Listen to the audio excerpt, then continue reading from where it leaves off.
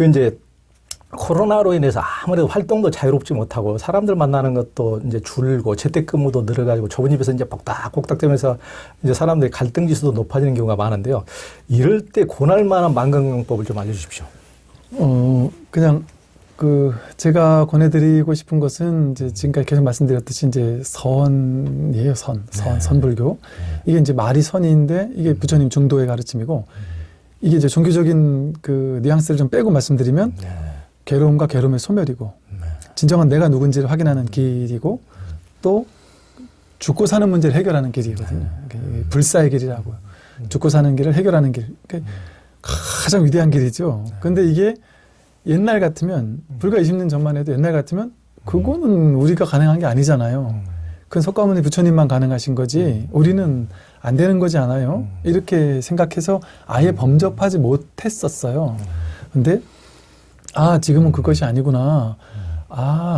옛날에 스님들께서 깨닫는 것은 세수하다 코 만지는 것보다 쉽다고 그랬거든요.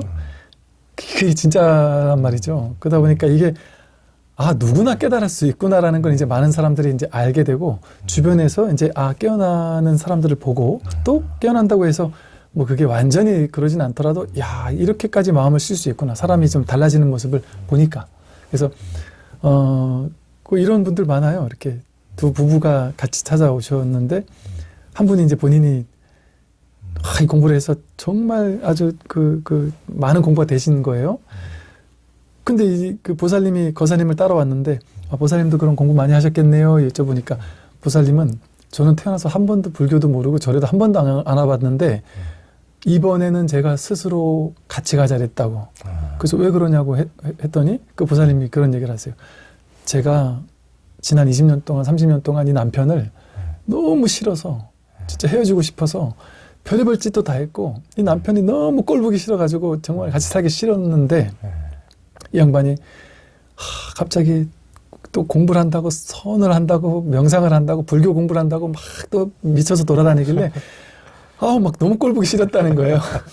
그런데 어느 날부터인가 이게 달라지더래요. 하루하루가. 근데 제일 그분이 하는 말이 그거예요. 내 남편이 이 공부를 하고 나서 제일 혜택받은 건 저예요. 내 남편이 이렇게 사랑스러운 사람인지 몰랐고 옛날에 연애할 때 그 남편을 되찾은 것 같다고 30년 만에 되찾은 것 같다고 하면서 이렇게 할 수 있는 사람이었구나. 나한테 너무 따뜻하게 자상하게 잘하고 가정적으로 바뀌고 정말 너무 많이 놀랍게 바뀌었대요. 그래서 처음에는 되게 그랬는데 나중에 이렇게 바뀌고 나니까 와 이게 뭐가 있는데 이 사람이 바뀐 걸 보니까 뭐가 있는데 싶어서 물론 완전히 바뀌었어요. 여쭤보니까 물론 옛날에 좀 안 맞는 마음도 있긴 있지만 그래도 크게 봤을 때는 많이 바뀌었어요. 이렇게 한단 말이죠. 그러면서 본인도 이제 이거 저도 한번 공부해봐야 되겠다. 이 남편이 그렇게까지 애쓴 것도 없는데 맨날 법문만 들었는데 이렇게 바뀐 걸 보고는 나도 관심이 가게 됐다. 이런 얘기를 하는 분들이 의외로 많아요. 그래서 그게 부처님 말씀하신 위의교화거든요. 자신의 삶을 통해서 주변 사람을 이렇게 교화하는 거죠. 그래서 그게 그분이 그러니까 많은 분들이요. 지난 20년간, 지난 10몇 년간, 30년간 나는 안 해본 수행이 없다. 기도, 연불, 독경, 뭐 완전 절 순위가 돼가지고 봉사도 하고 모든 걸 다 해봤다. 선방도 다녀봤다. 그런데 내가 원하는 만큼의 뭘 얻을 수 없었다. 그런 분들도 많아요. 근데 그런 분들이 이 선에서, 이 조사선이라고 굳이 말로 표현한다면, 이 선불교에서 그냥 난 한 게 없고, 뭐라 그러시냐면, 저는 기도 끊었어요. 수행 끊었어요. 그렇게 평생 내가 30년 동안 족쇄처럼 기도 안 하면 큰일 것 같은 마음으로 기도하고 살다가, 그걸 끊었는데 더 자유롭다고.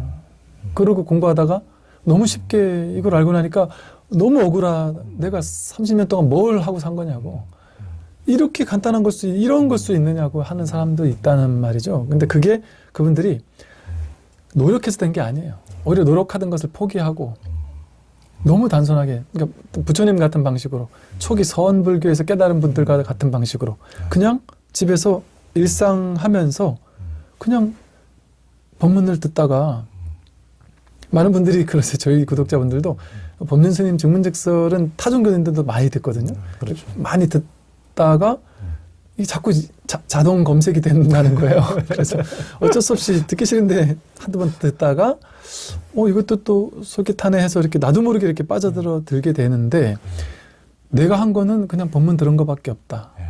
현실에서 뭐 한 게 아무것도 없는데 어떻게 이렇게 바뀔 수가 있지 하고 이제 신기해하는데 사실은 그것이 선불교의 방식이고 그게 부처님의 방식이에요. 그렇죠.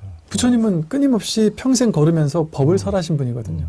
선불교도 다른 수행법이 없었어요. 선불교, 초기 선불교의 어떤 깨달음의 방식이라는 거는 매일같이 아침에 법문, 밥 먹고 법문, 저녁 법문, 정기 법문, 소참, 조참, 만참, 법회에서 계속 법문이 있었고 또 점검해주는, 공부 점검하는 게 있었고 이런 거밖에 없었단 말이에요. 오히려 좌선하는 사람은 막 혼내고 그럴 정도로. 그러나 나중에는 이제 좌선을 굳이 하고 싶으면 좌선도 막지 않는다. 그래서 선택사항으로. 그래서 저희도 사실은 좌선을 무조건 하지 말라고는 안 그래요. 하고 싶은 사람은 한 10분, 20분 그냥 이렇게 잠시 좌선하는 건 좋다. 그리고 또 자기를 확인하고 나서도 좌선은 어느 정도 분명히 도움이 된다. 그래서 그것도 같이 하고 명상도 하고 다 좋다. 그래서 이것을 다만 너무 형식에 치우치고 유의 조작으로 입각한 그런 명상과 참선이 아니라 조금 더 저희 사이트에도 저도 이제 명상하는 방법 이런 것들 좀 해놨거든요. 그래서 좀 유의 조작을 최대한 좀 덜어낸 진정한 명상이랄까 그런 방식으로 좀 시키는 편인데 그렇게 제가 좀 추천하는 건 그거예요. 명상을 좀 공부하는 거 그리고 또 이 선불교 법문을 좀 듣는 것. 네. 그 정도만 해도 저절로 공부가 되고 저절로 화두가 들려서 저절로 공부가 되고 저절로 삶이 변하게 되는 것을 저 또한 이제 오랜 세월 이렇게 말하자면 임상 아닌 임상을 통해서 보아왔기 때문에 그렇죠. 정말 쉽게 할 수 있는 공부가 맞다. 그러니까 이 세상에 이제는 이 공부를 할 수밖에 없구나. 왜냐면 다른 건 애써야 되는데 이거는 크게 애쓰지 않더라도 마음으로 하는 공부니까. 그러니까 현실 직장생활 하면서도 할 수 있고 내가 뭘 하면서도 다 할 수 있는 공부라서 이게 말 그대로 마음 공부고 생활 수행이지 않나 이런 생각이 듭니다. 그러니까요. 이제 스님의 이 이제 법문도 당연히 뭐 좋지만은 이게 제가 보니까 선호록 마음 공부가 이제 예전에 선호록을 이렇게 다 묶어놓은 이제 뭐 책들이 늘 이제 역사적으로 많은데 무슨 뭐 박삼무이선사라 이런 분들은 너무 이제 좌선이나 참선 쪽에만 비중을 두고 이렇게 이제 하는 경향도 있는데 이게 부상스님 이렇게 해놓은 거 보면은 진짜 이제 선의 조사선의 취지에 맞게 이렇게 딱 해놔서 옛날 선호록을 볼 필요 없겠더라고 이 책 보면은 이 책 보면서 이렇게 공부를 하면은 굉장히 좋을 것 같고 그래서 어떻게 보면은 이렇게 뭐 꼭 아까도 이제 누차 말씀드리지만은 앉아서 막 벽돌 갈대기 부득부득 그 가부좌 틀고 뭐 삼치를 이렇게 앉아 있다기보다는 그야말로 말 끝에 한마디 끝에 마음을 쉬는 도리가 또 있으니까 그렇게 하면서 정말 30-40년 동안 징징거리면서 살았는데 어느 순간 눈 파딱 뜨고 내가 왜 그렇게 살았지? 거기에 팍 돌리는 순간이 이렇게 해서 참 새로운 삶을 또 찾는 그런 계기가 있으니까 참 이 공부를 좀 같이 했으면 좋겠습니다. 스님은 이제 참 많은 공부를 하시고 책도 많이 쓰시고 서울과 부산을 오가면서 법문도 정말 많이 하시는데 몸이 10개라도 모자라실 듯한데 그 바쁜 스케줄에 치이지 않고 스트레스 받지 않고 건강을 유지하고 시간을 효율적으로 쓰는 법상 스님만의 관리법이 있습니까? 이제 사람들이 이제 오해를 하는 것이 제가 그러니까 일주일에 어찌 보면 법회를 3번 해요, 3번. 네. 법회 한 번 하고 뭐 BTN 한 번, 뭐 또 헬로부타에 한 번 이렇게 한 3번 정도 하는데 이게 이제 미디어의 힘인가 봐요. 여기 나오고 저기 나오고 또 그거를 한 번 녹화한 거를 쪼개가지고 2번, 3번 나오고 막 이러니까 독자들 입장에서는 매일 영상이 새로운 영상이 저도 그런 줄 알았어요. 맨날 뜨는 것처럼 그건 아니고 느끼시는 거예요. 더구나 이제 뭐 이런 데서는 쪼개서 올리잖아요. 그러니까 한 번 녹화한 거를 뭐 2개, 3개씩 이렇게 나눠서 올리고 또 저도 올리고 하니까 되게 많이 뭐 하는 것처럼 아시더라고요. 근데 저 스스로도 좀 이제 뭐랄까 이렇게 막 무조건 많이 이렇게 하기보다는 딱 3번도 많은 것 같아요. 근데 그래서 이제 여기저기 그래서 그 대신 뭐 많은 곳에서 너무 많이 해달라는 곳은 다 못 해드려서 죄송한 마음도 있지만 저도 이제 말한 것처럼 이제 이게 하루 이틀 공부하다 말 것도 아니고 또 이 전법도 하루 이틀 할 게 아니기 때문에 그냥 좀 여유를 가지고 좀 시간 가지고 살고 있고 누가 그러더라고요. 이렇게 학원 선생님들은 들 중에 열심히 하는 학원 선생님들은 뭐 하루에 2-3시간씩 한 3타임, 4타임을 한대요. 뭐 한 8-9시간, 10시간씩을 애들을 가르친대요.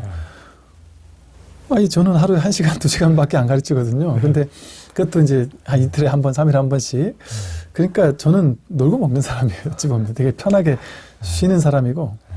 그래서 평소에 일 없이 특히나 이제 제가 지금 이제 제가 공부하는 공간이나 이런 제가 머물고 있는 공간들이 그냥 홀로 고요히 있는 게 절이 이제 쉽게 말해 우리 절이 기도도 없고 연불도 없고 축원도 없고 뭐 49제도 없고 뭐 아무것도 없어요. 그냥 법회만 딱 달랑 있으니까.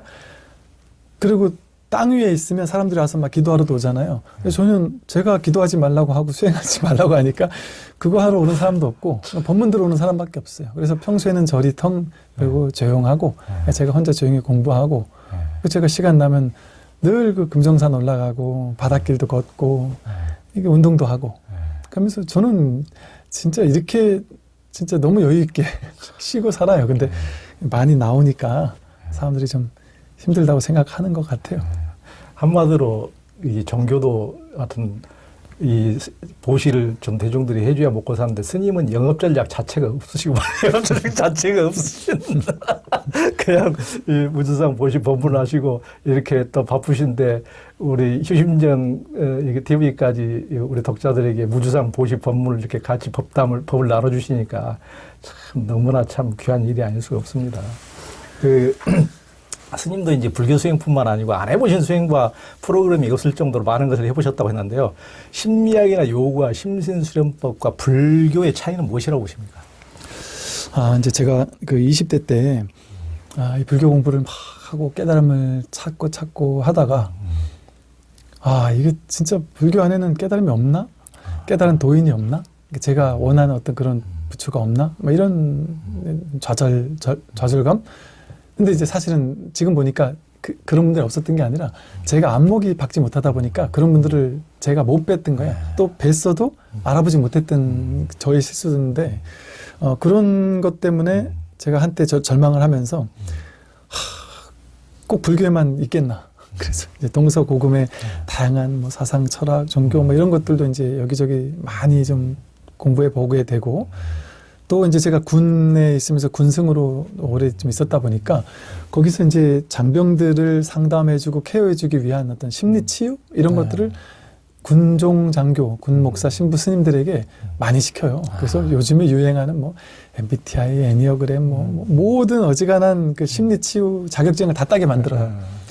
그러다 보니까 이제 현대에서 유행하는 뭐 심리학, 심리치유 방법 뭐 이런 것들도 다 나름 해보고 어지간히 다 해봤어요. 뭐 인도의 수행자들, 뭐 서양에서 지금 깨달았다는 사람들, 뭐 두루두루는 이제 어깨너머로 많이 봤고, 또 심지어 이제 뉴에이지라고 할 만한 또 어떤 이 영성의 다양한 그룹들이 있어요. 뭐 온갖 그룹들이 있어요. 정말 이런 것도 있나 싶을 정도의 막 희한한 그룹들도 있고, 그렇죠. 또 우리나라에서만 유행하는 뭐 무슨 명상 단체들 다양한 데도 많고, 또 사기치는 많은 단체도 많고, 뭐 별의별 이건 진짜 단체가 많아요. 그런데 제가 이제 다 돌아보다가 결국엔 다시 이제 이 자리로 이 선으로 돌아올 수밖에 없었던 것이 그것들도 다 나름의 도움은 돼요. 그리고 지금도 저도 도움 많이 받았고 나름의 도움은 되는데 그게 보니까 그 법을 진리 진실을 있는 그대로 그냥 팍 드러내주는 게 아니라 우리 저 정토 계열 경전처럼 방편. 그렇죠. 방편을 너무 많이 쓰고 있고 또 이제 저마다의 좀 이게 방편이 좀 과하다 보면 좀 오해의 소지가 좀 너무 많은 방편도 있을 수 있고 뭐 하다못해 요새는 무슨 돈 버는 명상 뭐 이런 얘기까지 나올 정도니까 그러니까 이게 이제 그렇게 오염 왜곡 같은 것들이 좀 많이 돼 있고 불교의 수행법 중에도 아까 제가 뭐 가나선이 조금 일부 왜곡된 방향으로 흐른 가나선도 있다고 말씀드렸는데 그런 것처럼 이런 어떤 뉴에이지 관련된 영성의 그룹들에서도 바르게 하는 곳도 있지만 정말 별의별 희한한 것이 다 있어요. 그리고 그걸 이제 돈으로 써먹고 이런 데도 많고, 실제 뭐 미국 같은데 그 근대 과정에서 막 그 명상이라는 게 붐을 타가지고 막 인도 스승, 일본 스승들이 가서 엄청난 막 그냥 명상단체 만들고 했는데, 그 제가 말씀드린 것처럼 깨달은 사람이라 할지라도 아직 다 된 사람들이 아니란 말이에요. 그러니까 삶에서는 좀 문제가 있을 수 있거든요. 그러니까 그런 데서 문제 일으킨 사람들이 막 스캔들을 일으키고 이래가지고 막 그 명상단체 무너지고 이런 일도 많았었고, 이게 다 이렇게 보다 보니까, 이게 이렇게 얘기하면 제가 또 조금 이제 스님이니까 불교를 얘기하겠다, 두둔하겠지 하고 생각할 수도 있지만, 이런 게 있어요. 결국에는 그런 분들 많이 봐왔거든요. 결국에는 이 영성단체, 저 영성단체, 이 단체, 저 명상단체, 또 이런 뉴에이지, 모든 온갖 희한한 기를 하는 곳, 별의별 곳을 두루두루 몇 년 하다가 그만두고, 몇 년 하다 이것도 아니구나, 몇 년 하다 이것도 아니구나. 이렇게 오랜 세월 두루두루 발을 담갔던 많은 분들이 뭔가 근원적인 답을 주는 곳은 없다라는 사실을 눈치채는 거예요. 그러면서 그분들이 근본적으로 이제 내가 처음으로 내가 여기에 이제 짐을 풀고 쉴 수 있는 자리가 여기네요 하고, 마지막에 가서 이렇게 좀 탁 멈춰 서는 곳?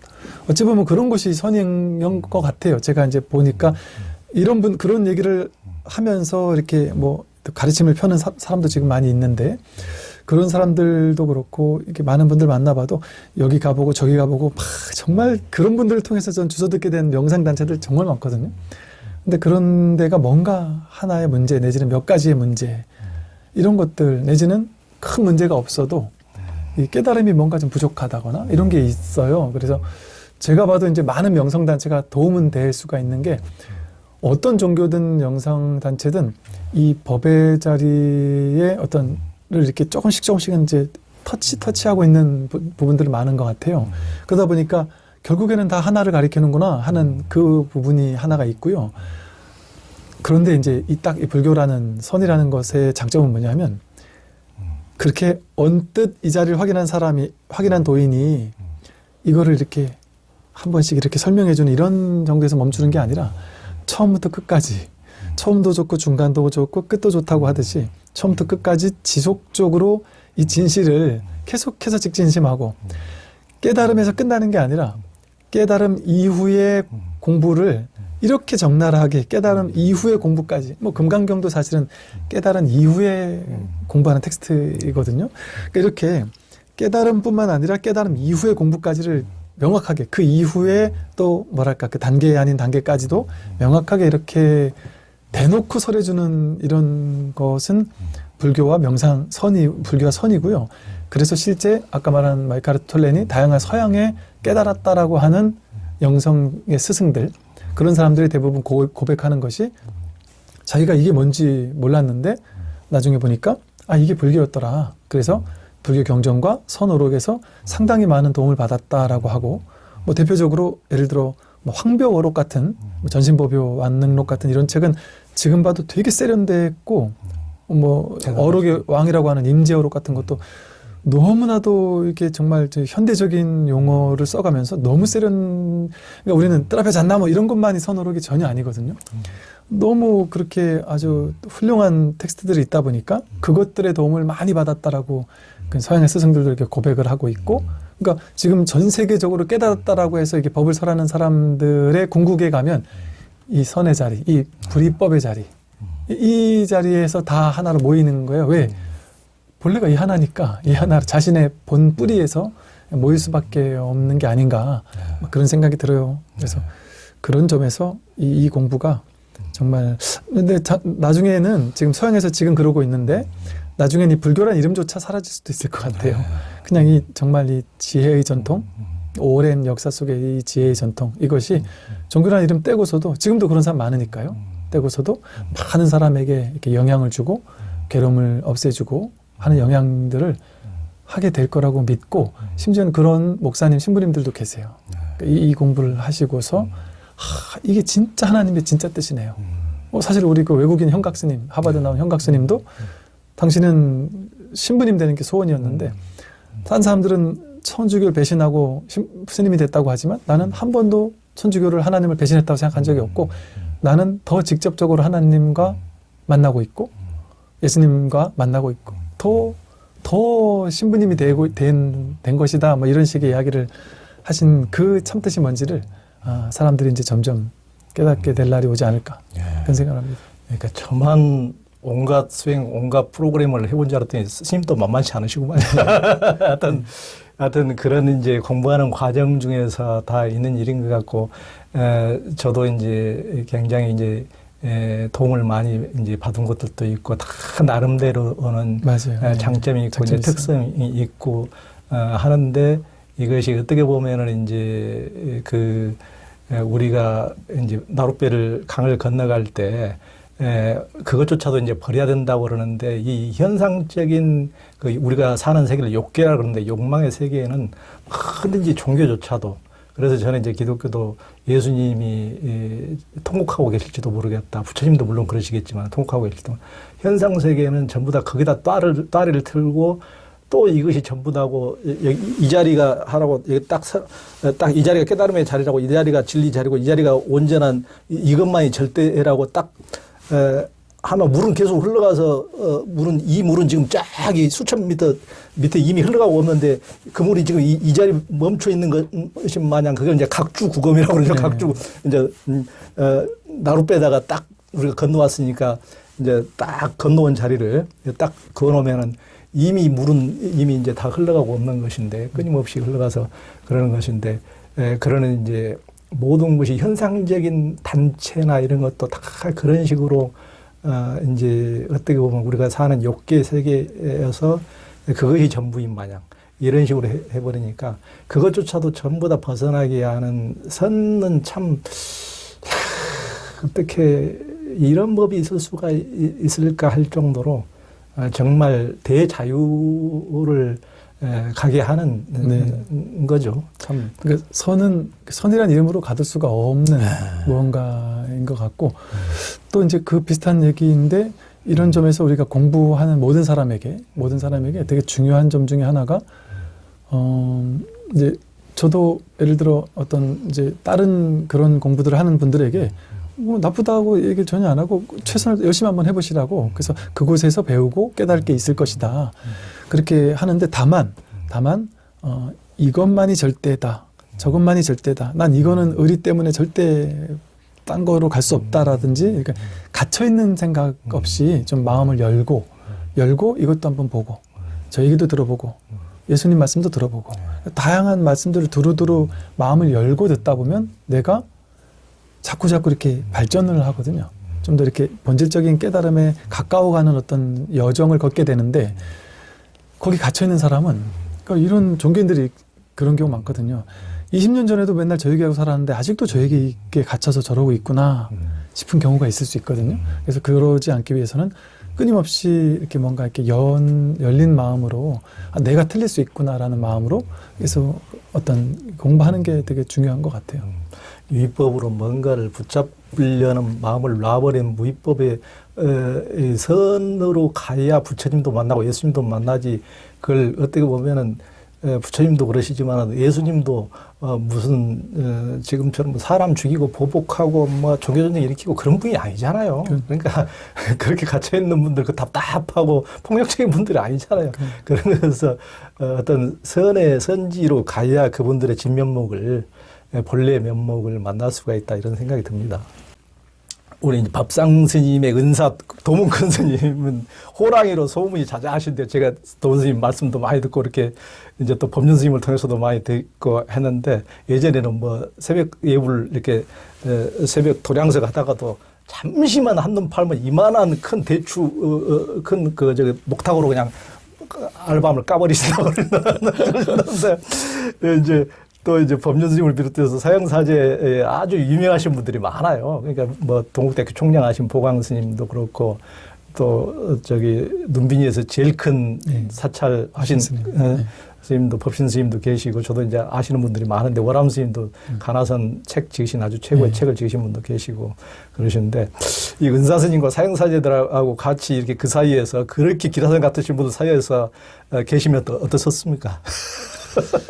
뭐 이제 사실은 이제 사형 사제 스님들과의 인연을 많이 맺거나 그러기는 좀 어려웠었고 예. 왜냐면 함께 살았던 게 아니라 이미 예. 이제 떠나시고 예. 그리고 이제 제가 스님 모시고 살았었으니까 근데 제가 처음 이제 그 스님이 계신 절로 가서 추가를 하고 싶어서 이제 갔었는데 그때만 해도 이제 은사 스님이 상자를 받지 않았어요. 그러니까 이미 원래 상자 스님들이 벌써 상자를 또 받고 있으니까 이제 은사 스님은 상자를 더 이상 안 받기로 하고 10년도 넘게 상자를 안 받으시고 그리고 제자들에게 이제 난 안 받겠다라고 이제 선포를 하셨었나 보죠.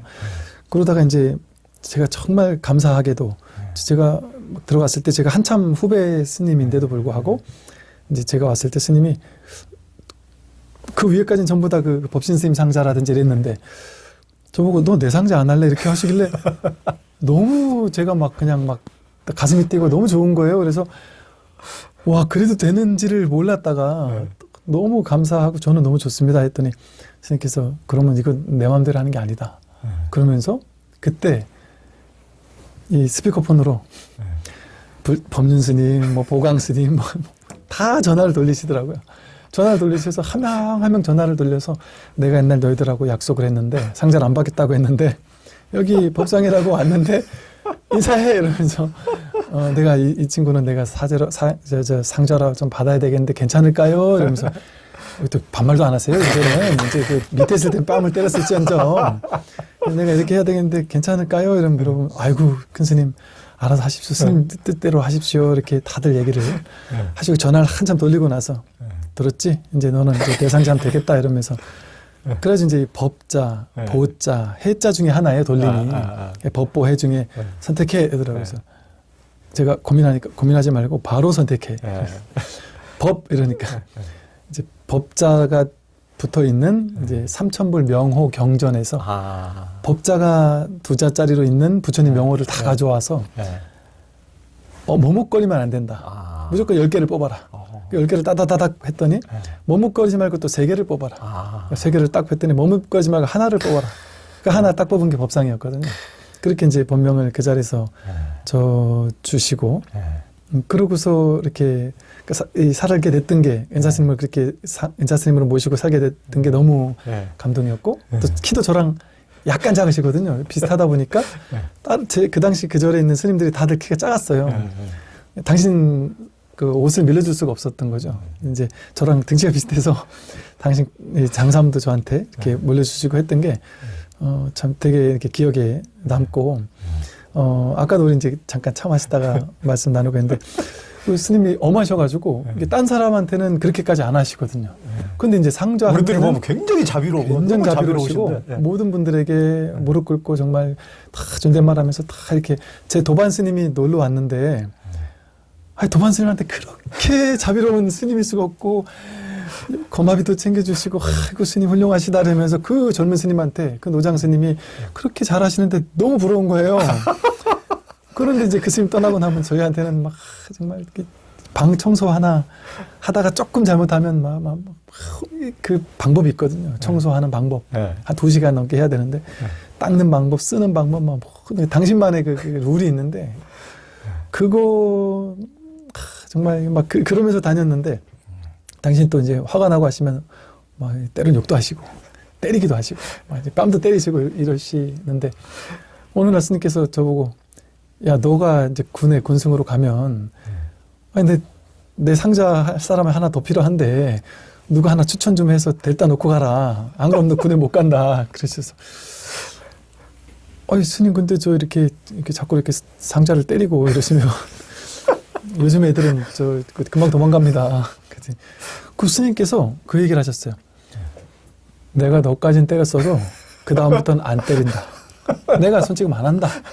나는 이제는 너도 내가 안 할라 했었어. 그래서 이제 더 이상 안 한다고 그렇게 얘기를 하셨는데 못 믿었어요 처음에는. 에이 스님 그 불같은 성격에 그 화내고 욕하고 때리고 이거 안 하실 수가 없다 이렇게 생각을 했는데 제 밑에 이제 사제 데리고 온 친구 스님이 있어요. 근데 그 스님 살다가 나중에 만나서 얘기를 나눠보니까 한 번도 안 맞았대요. 이게 얼마나 은사스님에 대한 배신감 같은 거면서 한편으로는 또 은사스님이 대단하게 느껴지고 예. 야, 이 당신이 못할 줄 알았더니 한담 하셨구나. 그러면서 그 밑에 상자부터는 정말 한 번도 이게 뭐 크게 뭐라고 하거나 이러지 않으시고 정말 이렇게 자비롭게, 왜냐하면 또 너무 연배 차이도 나고 하니까 그러셨겠지만 정말 자비롭게 그렇게 또 해주셨더라고요. 그래서 참 그런 참 모습도 있었고, 참 지금 생각하면 그때는 우리가 그 선배 스님들하고 앉아서 스님의 그 막 불같으시고 호랑이 같은 모습을 보면서 막 뭐 때로는 눈물도 훔치고 때로는 막 비참함을 느끼면서 우리끼리 모여 앉아가지고 스님들끼리 모여 앉아서 우리끼리 앉아가지고 서로 위로하면서 야, 은사 스님께서 우리 업장 소멸 시켜주는 거라 그럴 거다. 당신은 업을 지으시면서까지 우리를 업장 소멸 시켜주느라 그러기 때문에 당신한테 욕을 먹으면 먹을수록 우리는 더 크게 업장 소멸 되는 거야. 그러면서 선배 스님들 위로를 해주시더라고요.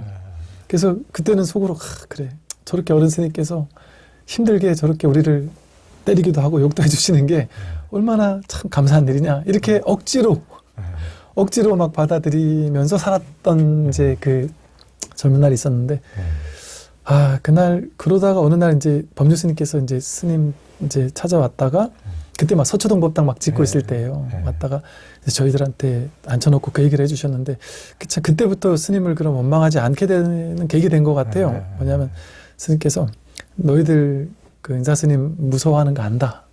나도 그랬다. 그런데 내가 지금까지 세상을 다니면서 수많은 사람을 만나보고 수많은 큰 스님들 만나보니까 우리 인사 스님처럼 태어나서 아침에 눈 뜨면서부터 밤에 잠자리 들 때까지 온통 당신 머릿속에 오직 부처님, 오직 전법, 오직 이 불교, 오직 마음 공부, 그러니까 이거밖에 머릿속에 안 들어있는, 그러니까 잡생각이 없고 딴 생각이 없고 막 삿된 생각이 없는 분은 본 적이 없다. 그래서 너희들 하나하나 혼내고 하는 것도 다 공부와 관련된 것이다. 내가 이걸 나중에 알겠더라.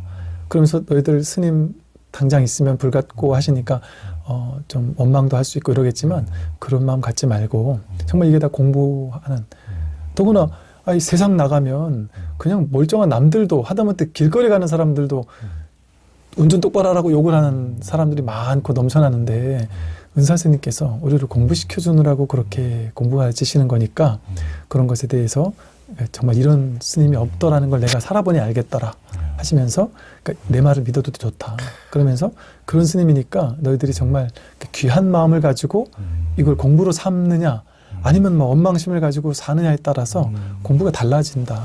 그러니까 그런 마음을 하나 탁 돌이켜서 틀을 돌이키듯이 마음을 돌이켜서 그 큰 스님의 큰 뜻을 너희들이 지금은 몰라도 나중에 알게 될 거다라고 이렇게 말씀해주고 가셨는데, 그때 정말 되게 참 정말 감동이었고, 그러고서는 정말 그냥 흡수했던 것 같아요. 아, 이제는 내가 분별하지 말자. 진짜 내가 지금까지 스님이 진짜 도인이 맞아? 저렇게 화를 내시는 분이 도인이 맞아? 막 이런 걸로 되게 분별하고 살았던 것 같아요. 저도 그 연불 하다가 옆에서 이렇게 졸다가 목탁으로 넘어졌거든요. 이게 둘이 있을 때 때리면은 괜찮은데, 아이, 신도님들이 다 계시고 저보고 법문을 하라고 항상 시키셨거든요. 그럼 신도님들 입장에서는 제가 그 신도님들이 저를 막 되게 이렇게, 그때 20대니까 신도님들이 저를 막 이렇게 하니까 제가 진짜 높은 사람인 줄 알고, 신도님들이 나를 막 스승이라고 생각하는데 은사스님이 저를 뺨을 때리니까 신도님들 앞에서 제가 얼마나 자존심이 상했겠어요. 근데 그게 진짜 그게 저를 공부시켜준 거예요. 제가 나 잘났다라는 그 상에 갇히지 못하도록 하고, 그래서 스님께서 저한테 이러셨거든요. 작은 거 하나 실수해도요 저를 크게 혼내셨어요. 남들 보는 데서요. 그런데요, 제가 되게 원망스러웠던 후배 스님, 스님이 한 분 계셨는데, 그분은 뭐랄까 이제 약간 이제 이렇게 좀 뭐라 그러죠, 이렇게 좀 빠릿하지 못하달까, 약간 이런 어눌한 면도 일부 있었어요. 그런데 오히려 그분한테는 질문을 해요, 한 번씩. 그런데 저한테는 진짜 어려운 질문을 해서 답 못할 만한 질문을 해서 못하면 혼내시다가 그분한테는 누구나 다 아는 거. 너무 쉬운 거를 물어보시고서 막 칭찬하면서 이렇게 훌륭한 스님이 없다라면서 막 주머니에서 용돈을 이렇게 꺼내서 막 주시는데 제가 그때는 되게 원망스럽고 그랬었기도 했었어요. 근데 나중에 그냥 이렇게 보니까 아 진짜 내가 그때 그렇게 경책을 받지 않았다면 아 진짜로 내가 이제 내가 잘났다 하는 상에 빠져가지고 살았을 수도 있겠다. 뭐 그런 생각 많이 하게 되고 그 진짜 지금은 이제 그냥 뭐 딱히 만나서 직접적인 가르침을 주시지 않더라도 그냥 그런 어른 스님이 은사 스님으로 모시고 출가할 수 있었다라는 것만으로도 제가 이제 그냥 항상 이렇게 든든한 어떤 그늘 같은 이런 감사함을 느끼고 살죠. 그러니까 이제 법륜 스님도 뭐 자기는 시골에서 가난한 농부의 아들로 태어났지만은 그 우리 동은 근스님은 그 이제 전북에 아주 만석군직이 외아들로 몇 대 독자로 태어나가지고 어렸을 때부터 무릎에서 용성 스님 무릎에서 이렇게 크셨다고 그러니까 이제 어렸을 때부터 왕의 어떤 자기 왕처럼 이렇게 자라신 분이라 다른 사람들하고 이렇게 이제 다르다가 하여튼 이제 그런 게 있다 그러지만은 천하의 우리 법륜 스님이나 법상 스님도 하여튼 그런 분으로부터 참 제대로 이렇게 경책을 받았기 때문에 이렇게 모든 대중들하고 이렇게 편안하게 이렇게 해주시지 않는가 싶습니다. 우리 진짜 법상 스님 정말 우리 귀한 자리에 오셔서 이제 앞으로는 그 법상 스님 목탁 소리 이제 들어가셔서 같이 구독하셔서 공부를 이어갔으면 합니다. 스님 고맙습니다. 네, 감사합니다. 네. 수고 많으셨습니다. 네.